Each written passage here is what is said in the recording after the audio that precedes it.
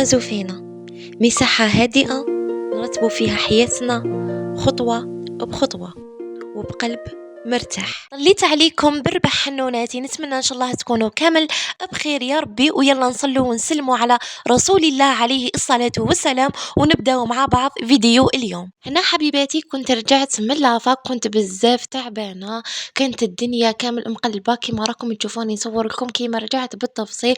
كانت عليا لابخيسي القرايه راكم على بالكم، بصح وشنو تعلمت حاجة واحدة، ماشي كل تعب لازم نهربوا منه، لا لا، لازم تخدميه وكي تكمليه باش ترتاحي، ما تطيحيش على روحك كامل الخدمة في نفس الوقت كي تكوني تعبانة، لأنه التعب ما يعنيش أنك ضعيفة، إنما يعني أنك كي تحاولي حبيباتي. لذلك أنا حابة نقول لكم إذا راكي ولا راك تمر بيوم ثقيل راهو عادي جدا، عمرك ولا تقسي على روحك، ابداها بشوية بشوية وريحة تفرى بإذن الله تعالى. هنا حبيباتي بديت دخلت كيما قلت لكم سبت الشمبرة كامل مقلبة، حسيت بواحد الخنقة ما نتمناها لحتى واحد فيكم، بصح لازم هذه هي المرة الأولى ومن بعد غير نكملها نحس بهذيك الراحة. بصح فهمت باللي الفوضى اللي برا غالبا راح تكون انعكاس للفوضى اللي داخلنا. هنا حبيباتي بديت نفرز في الحالة، أول حاجة درتها رتبت فراشي، لأنه اليوم اللي يبدأ بفراش مرتب راح يعطيك النهار مرتب، يعني الأعمال الصغيرة تعطي بزاف قوة كبيرة وانضباط وراحة نفسية كبيرة. لذلك يا البنات عمركم لا تستحقر الإنجازات الصغيرة، لأنه من الإنجازات الصغيرة كي رايحة تروحي للإنجازات الكبيرة.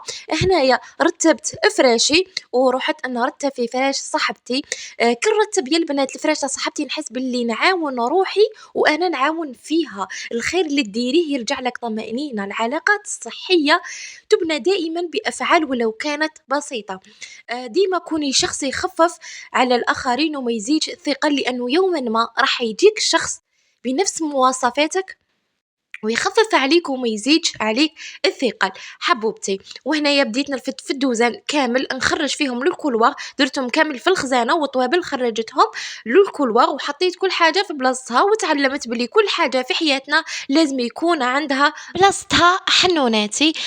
بالنسبه حبيباتي للفيديو اللي كان سابقا حطيت معاه نصيحه وبزاف عجبتكم، اذا حبيت كل فيديو رايحه نحط لكم فيه نصيحه وهمسه تفيدكم وتستفادوا معايا. كي تدخلوا لا فيديو تدوا ولو كان عفسه صغيره تستفادوا منها. ويلا نبداو نصيحه اليوم مع بعضنا حنوناتي. اليوم حبيباتي حبيت نهضر معاكم على موضوع بزاف مهم، موضوع بالك بزاف ناس ينساوه، واللي هو موضوع حب الذات. حب الذات يا البنات ماشي معناه انك تكوني انانيه، وماشي معناه انك تكوني انسانه تحبي غير نفسك وتنسي الناس، لا لا، انما حب الذات هو انك تعطي قيمه لروحك لذاتك، هو انك تحترمي روحك، تسمعي ليها، ما تظلميهاش. بزاف منا والف ولا تعود يلقي اللوم على نفسه، يعني ديما اي حاجه تصرى انا السبه، اي غلطه انا السبه، كي يغلط يسب روحه، يفشل يقول انا ما نصلحش. ونساو باللي حنايا يا البنات رانا بشر، نغلطوا ونتعلموا ونعاودوا نغلطوا ونتعلموا، هذه هي الدنيا. حب الذات يبدا وقت يبدا كي تحبسي انتيا ما تقارني روحك بناس اخرين، تقولي فلان طلعت بيه، فلان دار، فلان عمل، فلان خير مني، فلان قرا، فلان دار ديبلوم، فلان شرى طونوبيل، انا ديما غير لتحت لتحت. كل واحد وعنده طريقته، وكل واحد واش كتب له ربي، وكل واحد وعنده وقته. النجاح ماشي سباق، واللي جا متاخر ماشي يعني انه هو الخاسر، لا لا يا البنات، كل واحد ربي واش كتب له في هذه الدنيا. حب الذات انك كي تهضري مع الناس ويحرجوك بكلمه تقدري تقولي لا لا، ما تحشميش، ماشي دايما ايه ما ترضيش الناس على حساب راحتك انتيا. راحتك النفسيه اولى من زوجك واولادك واوليائك، ما تحتاجيش تبرري كل تصرف. علاش قلت لك اولى من كامل هذو؟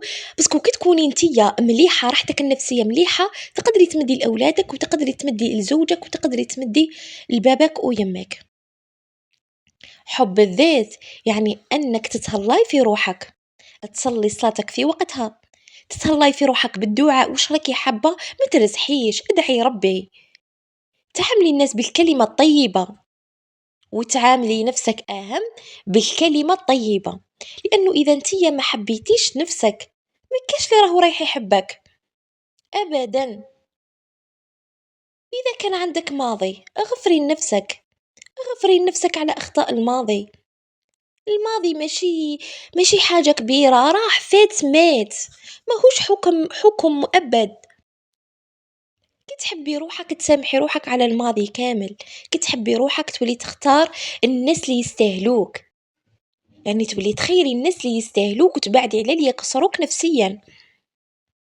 تفهمي باللي قيمتك ما يحددها لك حتى واحد. وفي الاخير واش حبيت نقول لك، انتيا لك تشوف فيا ولا انتيا تستاهلي الحب وتستاهلي الراحة وتستاهلي ديما تكوني بخير وواقفة على روحك. ما تنسيش انه حب الذات ماهوش حيكون بين ليلة ونهار، هو رحلة وماشي طويلة، هو رحلة قصيرة بصح طريقها طويل، وكل خطوة محسوبة ليك حبيبتي. نتمنى ان شاء الله حبيباتي تعجبكم نصيحة اليوم وتستفادوا معايا ولو بالقليل، وكنتوا تشوفوا معايا فيديو كيفاش خرجت التابي لبرا تتهوى وعاود فرست كامل البوطاجي، خرجت لما غسلتهم وعاود رجعتهم لبلاصتهم. كي نفرز كامل الحالة هذه دوكا نعاود نرجع لتحت البوطاجي. دوكا تشوفوا معايا ثاني لا فيديو نفرز في كل حاجة وحدها. أنا البوطاجي تاعي من الفوق راهو مرتب، رجعت كل حاجة في بلاصتها مام الريزي حطيته ثم تاون كان يحتاج نطيب ولا، فانا حطيته ثم رتبته كامل. وهذا هو البوطاجي تاعي في الإقامة الجامعية حنوناتي. لازم كل حاجة تكون مفروزة وفي بلاصتها. ويلا نبداو بالشخنة ولا في الكوانة اللي تقريبا كتكون مخبية كامل ننساوها. بصح اليوم قررت لازم نفرزها كامل يعني كما الخضرة الجوارك لابوبيل حاشاكم. اي انجاز يبدا بخطوه صغيره راهو رايح يوصلك لحاجه كبيره. هنا البلاصه كانت فوضويه اللي ما عندناش لي سباس في لا شومبر. راكم عارفين حالة الإقامة الجامعية. هنايا نقيت الحالة، بديت نظفت، بديت بالخضرة اللي حسيتها مليحة خليتها، واللي حسيتها خسرت رميتها. يا البنات الله غالب جاتني مع لي زيكزاما وما كنتش كامل نضرب طله واش كان واش ما كاش ثم. اما لا اللي مليحه خليتها واللي ماشي مليحه رحت رميتها. هكذاك حياتنا يا البنات، لازم نفرزوا افكارنا عاداتنا مع علاقاتنا مع الناس لازم نفرزوهم. اني شبهتها لكم بالخضره بس كل عفسه اللي تصلح راح نخلوها في حياتنا ما نطلقوهاش باسكو تنفعنا، والحاجه اللي ما تصلحش في حياتنا لازم علينا نرموها. هذيك هي شبهت لكم يا حنوناتي حياتنا بالشومبرة ولا حياتك كيف الشومبر. اختاري واش تحبي يبقى لك فيها، اللي ما تحبيهاش ارمي عليك حنونتي. هنايا كيما راني هدرت لكم بديت نفرز في كل حاجه وحدها. الخضره اللي فازه رميتها واللي باقيه خليتها المليحه. وهنايا مسحت كامل السليلات، حطيت صوالح تاع النيتواياج دوبو نيتواياج تاع لا شومبر تاعنا. فرزت كل حاجة مسحتها نقيتهم هكا باش نتهنى. هذا المسيحو كلش تسير كيما راكم تشوفوا حنوناتي النطواياج هذا الكبير مش راح نديرو يوميا، ما عنديش الوقت الله غالب نقرا من الصباح حتى العشيه نجي نجوز نشف وعفسه خفيفه. وهذا النيتواياج الكبير نديرو كل مره في السمانه كيما راكم تشوفوا حنوناتي. كي نقي الحاله هكذا مام انا نفسيتي تكون بزاف مليحه، نرتاح نولي قادره نخمم ماشي كيما تكون هذيك الفوضى. احيانا يا البنات هذيك الفوضى اللي تكون في الشومبرة رايحة شوف تتكون هذيك الشومبرة مشاكل على مشاكل، مشاكل على مشاكل، فوضى على فوضى في الشومبرة راح يتكونوا كامل ويعطوك طاقة سلبية، ورايحة نتيا يكون عندك مشاكل مع نفسك صاحبتي حنونتي. وهنايا لابوبيل حاجاكم ثاني انا ما نرميش فيها لابوبيل حاجات خامجين ولا لا حاجاكم لا نرمي فيها قراع برك وندير ساشي. لازم الساشي حنونتي يعني ما نهربش ابدا من الفوضى ولا من الوسخ، لازم نواجهها خطوه بخطوه. باش نقدر ننظف ونكمل الشومبرا تاعي. دوكا حبوباتي بعد ما فرزت هذيك البلاصه لازم لي كامل نعاود نخرجهم لو كولواغ باش يخلوا لي ليسباس ونسيق ثم على لي شومبرا صغيره. كاين شي والله يا البنات كاين شي دوزان والله ما صبنا وين نحطوهم على الشومبرا صغيره. هذه هي يا البنات لازم نسيقو ونقي، والتنظيم يحتاج صبر والتسياق والنقاء يحتاج صبر، يعني ما يجيش في لحظه واحده. والنتيجه اكيد راح تكون شعور بالراحه، راح تقدري تتحكمي في حياتك. فوالا هنا جبت الماء وبديت نقي لا شامبر، يعني في كل اكوانه تحت البوطاجي في ليسباس هذا نقيتها كامل مليح مليح ورغويتها بلو جافيل صاني بويتو هكا باش نخرجوا كامل الطاقة السلبية حبوباتي. وهذيك الترتيب والتسياق يعطيك واحد الشعور انك بديتي تسيطري على حياتك، بديتي تنظميها حتى ولو كانت حاجة صغيرة. يعني حتى ولو كانت حاجة صغيرة التسياق ولا التنظيم خطوة صغيرة راح يعطيك راحة نفسية بعيدة. ابدأي ديما ديما ابدأي بالمكان اللي راكي عايشة فيه، راح تحسي بوحدة طاقة غريبة بزاف بزاف. وانا كما راكم تشوفوا باليتها مليح مليح. وكانت الشميسة هنايا في هذا النهار طالعة البرودة، كاينة برودة مي الشميسة كاينة. فوالا حبوباتي وهنايا نقيتها مليح مليح. سينو حبوباتي احكولي واش من المواضيع راكم حابين نتطرق ليهم في الفيديو تاعي المجين ان شاء الله. اي موضوع حبيتو وان شاء الله برك نقدر نفيدكم في هذاك الموضوع اذا كان ديجا عندي باجاج عليه. اي عفسه ديروها لي في لي كومونتير، ميم رايكم في النصيحه تاع اليوم ديروها لي في لي كومونتير. رايكم في لي فيديو، اسكو تحبوا لي فيديو كيما هكذا كامل اعطوني رايكم في لي كومونتير. انا نتواصل معكم بالفيديو، انتم تواصلوا معايا بلي كومونتير واكيد حبوباتي رايحه ريبوندي عليكم كامل. وشكرا لاي وحده هضرت معايا في البريفي ونصحتها ونصحتني، شكرا من القلب حبيباتي. ربي يحفظكم ان شاء الله وربي يجازيكم حنوناتي، وان شاء الله عائلتنا تكبر بشويه بشويه. وهنا حبوباتي بعد ما سيقت الحاله نقيتها ولات نقيقيه الله الله، خليتها تنشف مليح وعاودت رجعت الدوزه اللي كان كامل محطوط في الكولوار. بديت دخلت قبل السليلات اللي جو تحت البوطاجي، دخلت لابوبيل حاشاكم، وثاني دخلت الجوارك تاع الماء. كنت رايحه نغسل فيهم الجوارك تاع الماء مي ما كفانيش كامل الوقت، كان ديجا مع العصر هكداك ما كفانيش الوقت. الوغ غدوه من ذاك غسلتهم وراني ثاني صورت لكم البراد باش نبارطاجي معاكم الفيديو تاع النهار هذاك واش درت عليه. هذاك النهار تقريبا ما خدمت فيه ما قريتش عفوا ما قريتش كامل. الوغ يسمى غير في الشومبرا. ثاني درت لكم روتين بزاف شباب راح مر هذا لا فيديو ان شاء الله راهو رايح يتحط حنوناتي. وهنا بعد ما التابي نفضتها مليح وتهوات وكلش عاود دخلتها اللاشومبر باش نفرشها ونرجع كل حاجة في بلاصتها. عاود ثاني دخلت لا طابل باش نرتب ونرجع كل حاجة. هكذا انا نفسيتي راح تولي مليحة ونقدر نرتاح نقدر نخمم. يعني كي كل شيء يرجع لبلاصتو راح نحس انا براحه كبيره. يعني خطوه صغيره اليوم هي راحه كبيره ليوم كامل ولا حتى الغدوه. على بالنا بلي الدنيا والتسياق والنظافه يوميا مي اموا راح نهار كومبلي راح تحسي بالراحه. المهم نبداو ما نخلوش الفوضى تكبر لنا حنوناتي. انا واحده من الناس اللي نتخنق ما نقدرش وما نحبش نشوف ولا نخلي الفوضى في لاشومبر تاعي. كل حاجه لازم ترجع في بلاصتها، كل حاجه الا كي يكون عليا ضغط ولا بريسيون خليها كذاك الدنيا والروح. كما كان عندي اليوم قرايه يسمى ما كاش كيفاش ويجوز عليا الوقت وكلش خليتها هكذاك. بصح كي رجعت مخنوقه يا البنات، مخنوقه بمعنى الكلمه. ما نقدرش نشوف الدنيا هكذاك حتى ولو كانت تفصيله صغيره بصح تعطيني واحد الاحساس ماشي كامل مليح. ندبرس ما نقدرش نخمم نولي مانيش مليحه. بصح كي نقيها وننظفها ونرجعها لبلاصتها تعطيني احساس كبير بزاف بلي درت انجاز كبير. واخيرا حنوناتي رجعت كل حاجه في بلاصتها حبوباتي. بقالي هذا الصندوق التالي تاع صاحبتي حطيته فوق لا طابل ورجعت كل حاجة في بلاصتها. الشومبرا راهي تتنفس. واخيرا هذه لحظة السحر كي كل شي يرجع في بلاصتو وتولي الدنيا مرتبة واضحة نقيقية. والله غير تحسي بواحد الطاقة كبيرة جات فيك، طاقة ايجابية كبيرة بعد ما فرست كلش نقيت سيقت كلش. الحمد لله رجع كل حاجة رجعت لبلاصتها. حسيت روحي مام أنا فرغت من التعب هذاك والتبريس اللي كان فيا، حتى عقلي ارتاح، وليت نشوف الدنيا باهية. ولا غير سبحان الله الدنيا بزاف تلعب، يعني نظافة تاع الشمبرة تلعب بزاف دور حنوناتي. حمام لاشومبر اتنفست بما فيه الكفاية، وحان الوقت باش نروح نغلق التاقة، ويكون هذاك الشعور الشباب كي يكون البلاصة مرتبة، يكون الجو خفيف، هدوء بزاف، مليحة بزاف. وهنا بعد ما كملت كامل غلقت التاقة، درت يعني جلسة استرخاء، قعدت شوية ريحت تتنفس.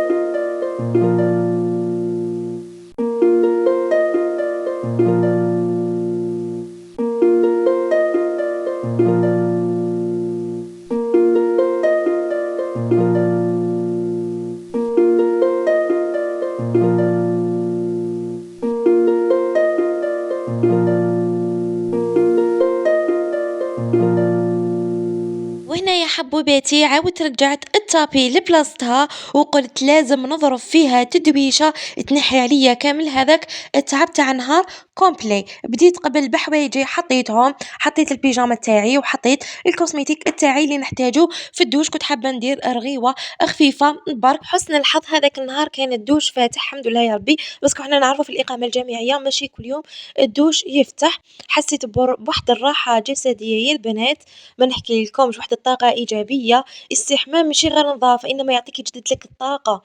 فوالا حبوباتي، وهنايا كملت ونعرفوا باللي بعد التعب تاع نهار كومبلي وزيد الدوش ديجا يجوع، لازم لي حاجة حلوة قبل ما ندير سكين كير كامل. بديت بحاجة حلوة اكليتها، كون جبت هذا الياغورت تاع كريك والرمان وكليت الحمد لله يا ربي اللهم اديمها نعمة. حبيتش ناكل حتى نشبع، قلت نصبر روحي بحاجة خفيفة بد ما يوصل العشاء، مالغري كنت جيعانة مي حبيت نصبر روحي حتى يوصل العشاء باش نتعشى انا وصاحبتي كي تجي من لافاك. هذا حبوباتي هو جزء صغير من حب الذات، لازم تتهلاي فيها كي تجوعي تاكلي سكين كير صلاة دعاء. هذه هو حب الذات. بعد ما كليتي حبيباتي رحت ندير سكين كير اللي لازم يكون مور الدوش مباشرة. كنت درت هذا الماسك تاع الطين الاخضر، كنت ديجا ابليكيت وكلش. هنا فقط كنت درت لكم هذيك اللقطه تاع اني ندير في الماسك، وانما الماسك كنت ديجا درتو. درت هذا الماسك الاخضر باش نغلق به المسامات، وكنت درت ثان هذا الماسك الشفاف تاع لي بوان نوار. هذا من نورمالمون ان شاء الله اذا ما كنتش غلطه. تاع لا مارك كالي ديرم. المهم يا البنات ما تشروش على ضمانتي، ما تشروش، ما ينحي ني بوان نوار ني والو، ما ينحي والو يا البنات. فوالا، وهذه لا كريم تاع الكا تاع الهالات السوداء، هذه اللي راني نرطب بها. بالنسبه للناس اللي راهم هضروا باللي تنحي الهالات السوداء، يا البنات على ضمانتي ما تنحيش الهالات السوداء، انما البلاصه ترطبها لك فيها الريحه تاع الاعشاب بزاف هايله. ترطيبها بزاف بزاف مليح، موش جاي هذاك الترطيب الثقيل الثقيل على العين، وموش جاي هذاك الترطيب الخفيف، جاي ترطيب مليح تشربوا العين هذيك.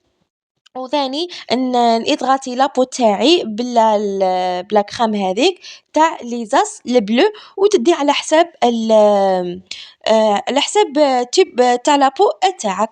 فوالا حنوناتي، وهنايا المخمارية بالحليب تاع فيتامين او، هذه بفيتامين او بزاف بزاف هايله. العرايس العرايس عليكم وعليها، عليكم وعليها.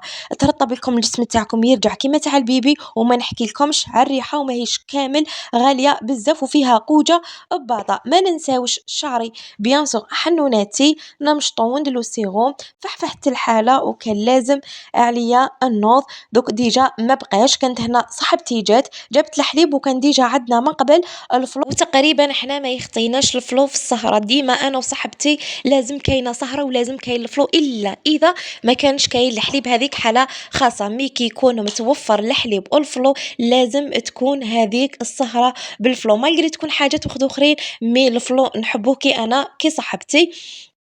بكامل ليغو سواء الفخاز ولا الفاني ولا الشوكولا كامل نحبوه حنوناتي. كنت انا ثان رحت شريت زريعه والكاوكاو.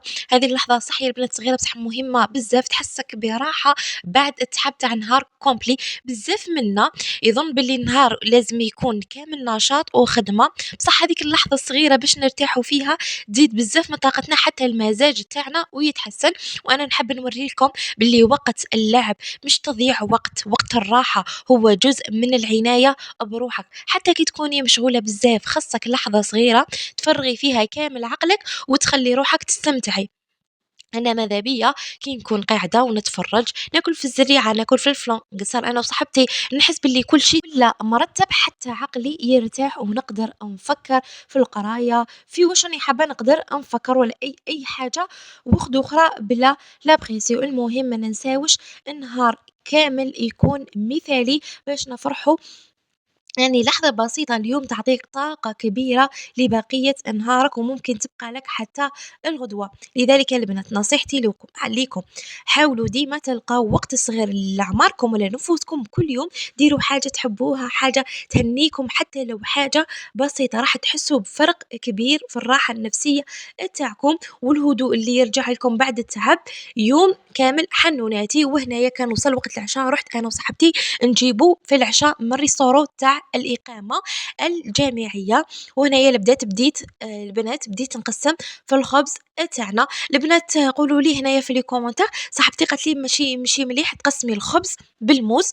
قولوا لي اذا كاينه منها ولا لا باسكو انا هكا نما نديرو ما في دارنا نقسمو هكا الخبز بالموس حنونات. وكانوا دارونا روز وطو والفيتاجو وتشينا. تعشيت انا وصاحبتي وجت العشاء وتعشينا والحمد لله على النعمة. وكي جلسنا شوفوا ناكلوا يا البنات حسيت باللي حتى أبسط حاجة في النهار عندها قيمة كبيرة بزاف. كاين منا بزاف ينسى يشكر ربي على النعمة اللي عطاها له وينسى باللي الامتنان راح يزيد له في راحته النفسية ويخلي العقل تاعو ديما مرتاح. لذلك يا البنات نصيحتي لكم هي وشنو حتى ولو كان العشاء كان حاجة بسيطة ركزوا ديما على النعمة اللي عطاها لكم ربي واشكروا ربي عليها وحسوا باللي كل لحظة فيها طاقة وفرحة. كي تاكلوا وتستمتعوا بهذيك الوجبة حاولوا تحسوا بالهدوء والراحة ماشي غير بالأكل برك. عيشوا اللحظة حتى في الماكلة حتى كي تكونوا تاكلوا حاولوا تعيشوا اللحظة اللي تقضوها مع رواحكم واللي تقضوها ثاني مع الناس اللي تحبوهم. هذه هي حبيباتي حتى ولو كانت هذيك اللحظات الصغيرة تعطيكم طاقة كبيرة لنهار كومبلي وتعاونكم ديما باش تبقاو ناس متوازنين نفسيا. ونصيحة أخرى تستناوش الظروف باش تكون مليحة باش تكونوا نتوما فرحانين. ديما حاولوا انكم تستمتعوا باللي عندكم ديما تخلقوا الفرحة حتى ولو حاجة صغيرة حاجة بسيطة راح تحسوا بفرق كبير في مزاجك في طاقتك في نفسيتك في حياتك كامل. لازم ديما تحسوا أرواحكم أنكم ديما نتوما الفوق حتى ولو كانت الظروف ضدكم. هذه هي الدنيا ما كانش واحد فينا عنده ولا كيما حبها صابها.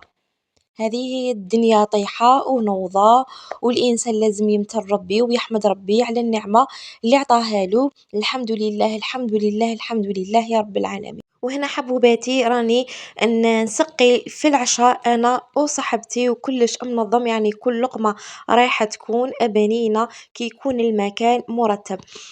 حتى الأشياء الصغيرة قبل الأكل كيما ترتيب المائدة مثلا تنظمي طباسة الكيسان راح تزيد لك واحد الفرحة حاطلك واحد الراحة. كي تقعدي فوق الطابلة شهيتك تفتح مش كيما تكون الدنيا مقلبة كامل. كل تفصيلة صغيرة عندها تأثير كبير بزاف بزاف على الجو كامل. حتى ولو التعب ظاهر عليك بعد نهار كامل خاصك توقفي وتجمعي كامل القوى تاوعك وديري طويبلة الله الله تتعشي انتيا وإنسان تحبيه سواء أصحاب أفراد عائلة تزيد السعادة تاعك وتخليك تحسي باللي النهار كامل كان مليح مالغري بالك ما كانش كامل مليح. مي صدقوني كي تشاركي الماكلة تاعك مع ناس تحبيهم أيا كان هذا الناس سواء من العائلة سواء الأصدقاء أيا كان المهم صديق قريب ليك رايحة تحسي بلي نهارك كامل كان بزاف شباب وكان فور مالغري بالك جاز كامل مدبرس. كيما راكم تشوفوا حنوناتي سقيت الروز وثلج أشلاضة ودوكا ما عليا نروح ناكل أنا وصاحبتي. اللهم اللهم أدمها نعمة واحفظها من الزوال. وكاين بالك بنات يجوني في لي كومونتير الله أعلم بالك يقولوا لي علاش صاحبتك ما خدمتش. البنات أنا كي نكون تعبانة ولا نكون عيانة ولا نكون أنا نقرا وهي تكون في لا شومبر هي اللي تنقي الحالة هي تسقمها هي كلش. مي كي نكون أنايا هنايا أنا اللي نخدم فهمتوني البنات. وكي نكونوا مع بعضنا باينة بلي رانا رايحين نتعاونوا يعني عمرنا ولا نخلو الدرك على واحد ديما نتقاسموا المهمة. شومبرة صغيرة بيناتنا رانا ملمومين رانا مطمومين إن شاء الله كما يقول لك تعارفنا في الخير نتفارقوا في الخير نتعاونوا حتى كل واحد يدي طريقه وولايته. هذه هي حنوناتي. تعشينا الحمد لله يا ربي ومن بعد نوض للسهرة كيما ديجا حكيت لكم كنت شريت كان خاصنا ديجا ما سعيدة وشريت كاوكاو والزريعة اللي لازم تحضر وكنت شريت تاني الفلو اونكا مرة واحدة اخرى ولا يكون كاين الحليب ولا لازم الفلو ما يخلصش من عندنا حنوناتي. كنت تاني درت 3 ما كنتش صورت الله غالب البنات بعد تعبت عن نهار كومبلي وراكم عارفين التعب وحده يكفي ولا بريسيو تاع القرايه وزيد التصوير يدي بزاف وقت حاجه اللي تخدميها في ساعه اكي رايحه تخدميها في ساعتين. كنت درت الاتاي وحطيت كاوكاو فيمي والزريعه والتشينا اللي عطاوها لنا في الريستو والماء بيان سور الفلو اللي درناه. هذه هي حبوباتي. هنا حنوناتي كنا وصلنا لنهاية الفيديو ونتمنى ان شاء الله يعجبكم وتكونوا استفدتوا منه ولو بالقليل. ما تنسونيش حنوناتي ديروا لي جيم اكم بزاف تفيدوني بالجيم باش يشوفوه ناس وحده اخرين واعطوني رايكم في لي كومونتير وتهلاو في رواحكم. نتلاقاو في فيديو اخر ان شاء الله يا ربي ودوكا نخليكم مع لا فيديو. زوفينا احساس قبل ما تولي قناة. مع السلامة.